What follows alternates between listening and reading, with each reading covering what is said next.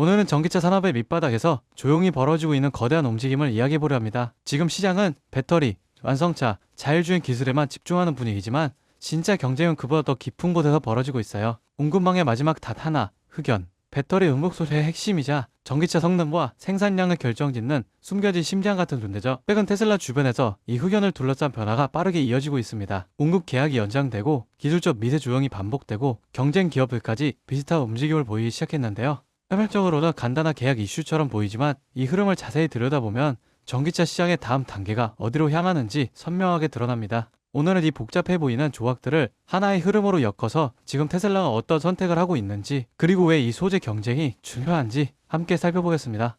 최근 테슬라가 호주 시라와의 흑연 공급 계약 기한을 또 한 번 연장했습니다. 이 계약은 단순히 언제부터 공급한다라는 일정 조율이 아니라 미국 전기차 산업의 전략적 기반을 이루는 핵심 협약입니다. 재미있는 점은 이 연장이 한두 번이 아니라는 거죠. 서류상으론 시간을 조금 더 확보한 것처럼 보이지만 그 안에는 아직 완전히 충족되지 않은 요소가 있음을 암시합니다. 이 지점에서 스토리가 본격적으로 시작되는데요. 왜 테슬라는 서둘러 계약을 마무리하지 않을까? 단지 생산 일정 때문이라면 이미 다른 공급처를 선택했을 겁니다. 하지만 이 계약은 그런 단순한 선택지가 아니라는 게 핵심이죠.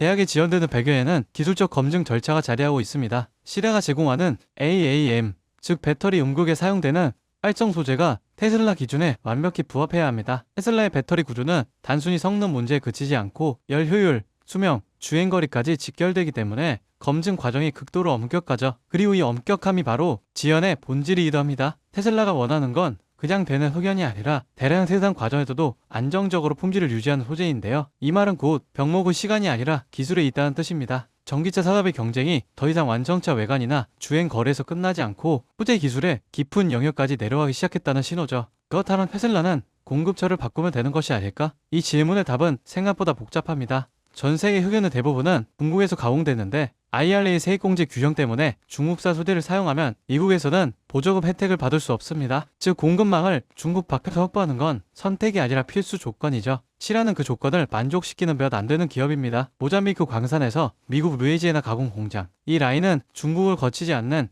희귀한 공급망이죠. 그래서 테슬라는 지연이 있더라도 이 계약을 쉽게 놓지 못하는 겁니다. 이건 기업 차원을 넘어 미국의 사업 전략이 걸린 문제니까요. 이 지점에서 스토리는 산업 깊은 층으로 내려갑니다. 지금 테슬라가 하고 있는 선택은 단순히 다음 분기 실적이 아니라 향후 10년을 좌우하는 소재 주권 확보 전략입니다. 시장과 투자자들은 이 흐름을 주의 깊게 보고 있습니다. 리튬, 니켈이 더 유명하지만 배터리에서 가장 많이 들어가는 소재는 바로 흑연인데요. 심지어 한 대의 EV를 만들기 위해 들어가는 흑연 양은 리튬의 10배가 넘기도 하죠. 전기차 보급률이 올라가면 흑연 수요는 그 몇 배 속도로 증가합니다. 그래서 지금 시장은 배터리 기업보다 배터리 소재 기업에 더 집중하기 시작합니다. 테슬라와 시라 계약이 연장될 때마다 업계는 이걸 리스크보다 정쟁 심화의 증거로 보고 있죠. 그만큼 흑연 확보의 난이도와 가치가 동시에 높아지고 있다는 의미입니다. 그리고 이 흐름은 테슬라만의 이야기가 아니라 전 세계 완성차 기업들이 동시에 맞닥뜨리고 있는 숙제입니다. 최근 GM도 비아노드와 합성 흑연 공급 계약을 체결했습니다. 합성 흑연은 비용이 더 들지만 통제율과 안정성이 뛰어나 전기차 대규모 생산 체제에서는 매우 매력적인 선택지죠. 즉 이 경쟁은 테슬라의 독특한 행보가 아니라 EV 산업 전체가 방향을 맞추고 있는 흐름입니다. 테슬라가 시라 계약을 포기하지 않는 이유, GM이 합성 흑연 공급 계약을 늘리는 이유, 그리고 중국이 흑연 수출 규제를 강화하는 시점이 묘하게 겹치는 이유, 이 모든 조합을 하나로 묶으면 전기차 산업의 다음 전쟁터는 소재의 공급망이다라는 결론이 드러나게 되죠. 전기차의 성능과 가격, 생산 속도, 세액 공제 여부까지 모두 이 소재 하나에 영향을 받기 때문입니다.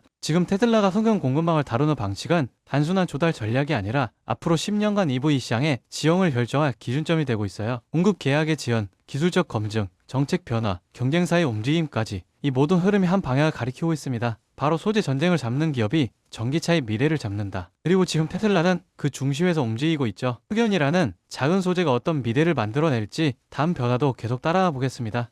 여러분 지금 시장을 보면요. 이상한 장면 하나가 반복됩니다. 뉴스는 불안만 얘기하고 커뮤니티에 현금을 주고 버티라 말하는데 정작 돈을 버는 쪽은 조용히 움직이고 있습니다. 지금 시장 어려운 게 맞습니다. 하지만 어렵다는 이유로 멈춘 순간 그 자리를 기관과 상위 1%가 채워버려요. 시장에서는 이런 말을 합니다. 돈은 시끄러운 곳이 아니라 조용한 곳에서 벌린다. 사람들은 여전히 대장주만 보지만 실제로 크게 터지는 종목들은 항상 옆에서 기술을 공급하고 데이터를 만들고 전력을 흘리는 기업들입니다. 지금도 똑같아요. 테슬라가 로보틱스, 자율주행으로 새로운 방향을 여는 동안 그 생태계를 움직이는 2차, 3차 수혜주들은 이미 바닥을 찍고 고개를 들고 있습니다. 여러분, 지금 시장은 지켜보는 사람이 아니라 움직이는 사람이 위에 올라가는 구간이에요. 이번 사이클을 놓치지 않을 분들만 끝까지 보셨으면 합니다. 여러분, 진짜 중요한 건 테슬라를 움직이는 기업들이 어디로 움직이느냐입니다. 최근 시장에서 가장 조용히 그러나 가장 강하게 들리는 신호가 있어요. 국내 수혜주들이 슬슬 깨어나고 있다는 겁니다. 예를 들어 포스코 퓨처 M, 테슬라 응급제 공급 확대 이후 3개월 동안 기간 순매수가 1조 원 넘게 들어왔습니다.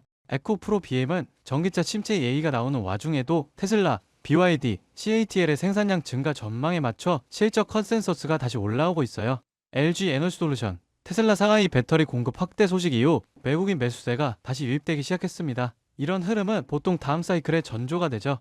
만독, 항우시스템 같은 자율주행, 전장 수혜주는 아직 시장이 다 보지도 않은 상태에서 이미 바닥 대비 15%에서 70%씩 회복했습니다. 이건 앞으로 몇 년 동안 움직일 AI, 로보틱스, 전기차 인프라 자금의 첫 발걸음이에요. 사람들은 여전히 대장주만 쳐다보지만 실제로 가장 강하게 터지는 건 이런 기업들입니다. 여러분, 이런 건 뉴스 나오고 나서 보면 이미 늦어요. 기관, 헤지펀드, 글로벌 자본은 미래가 아니라 확정된 미래에 먼저 돈을 넣습니다. 그 확정된 미래가 지금 어디에 있느냐? 바로 AI 전력 인프라, 전장, 배터리, 로보틱스 수혜주들이에요. 지금 이 순간에도 소리 없이 준비하고 뒤에서 모멘텀을 쌓아온 기업들이 폭발적인 상승을 위한 차곡차곡 발판을 마련하고 있습니다. 지금 딱 멈춰서서 보기만 한다면 그들은 이미 1% 올라간 고지 위에서 2%, 3%를 준비하고 있을지 모릅니다. 지금 움직인다면 고지 위에 올라설 기회가 실제로 남아 있습니다. 이 기회를 잡으실 방법은 간단합니다. 영상 아래 더보기 버튼 눌러보시면 파란색 링크 하나가 보이실 거예요. 클릭 후 간단한 설문 한 번만 작성해 주시면 핵심 수혜주들의 구체적인 자료와 기관, 외국인 수급, 실적 모멘텀, 다음 사이클의 방향까지 제가 직접 정리한 내용을 순차적으로 전달해 드리겠습니다.